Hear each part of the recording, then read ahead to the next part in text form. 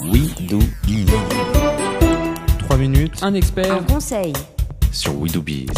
Place à l'expertise, une fois de plus sur We Do Biz. J'ai le plaisir d'échanger avec Pierrick Belin. Bonjour. Bonjour. Pierrick Belin, vous êtes expert comptable, commissaire aux comptes et associé chez Axiom Associés, également membre du groupement Différence. Aujourd'hui, on va s'intéresser à une question cruciale pour nos entrepreneurs, celle du financement de nos PME. Et finalement, vous êtes venu partager avec nous l'idée que des alternatives aux banques existent. De quoi parle-t-on ? Alors effectivement, on va parler d'un point crucial des PME, une problématique au cœur de leurs préoccupations, de tous nos chefs d'entreprise qui nous écoutent. Alors, vous avez un projet de développement, vous avez besoin de faire une croissance externe, forcément cela appelle un financement.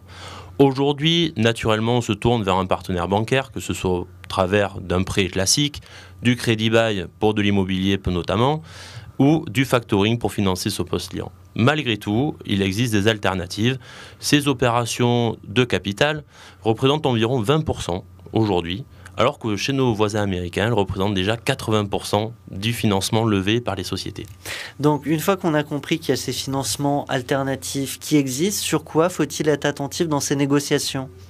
Alors, dans ces négociations, il faut être attentif sur plusieurs points. D'abord, la valorisation de notre entreprise, c'est-à-dire combien elle vaut, combien un investisseur va être prêt à mettre pour partager mon développement et surtout combien de pourcentage de capital il va vouloir obtenir. C'est le premier point. Ensuite, il y a tout le jargon juridique qui va entourer la réalisation de cette opération. Que ce soit dans un premier temps sur les titres à créer, des actions par exemple, des bons de souscription ou des obligations, il faut recourir à un spécialiste pour bien comprendre ces opérations-là. Ensuite, on va avoir tous les actes connexes, que ce soit le pacte d'actionnaire, les obligations en fait que l'on va avoir envers notre investisseur. C'est un peu comme le contrat de mariage. C'est le contrat qui nous unit effectivement avec notre investisseur.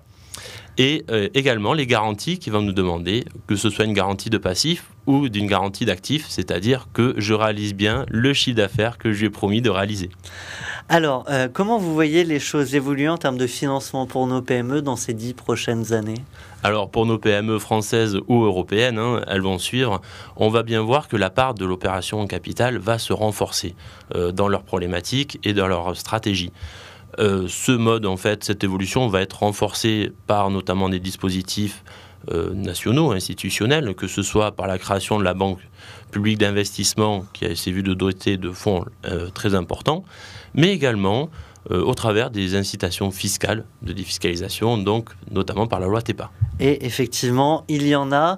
Un grand merci à vous, Pierrick Belin. Je le rappelle, expert comptable, commissaire aux comptes et associé chez Axiom Associés, également membre, on le rappelle, du groupement Différence. À très bientôt, j'en suis sûr, sur l'antenne. Merci. Merci.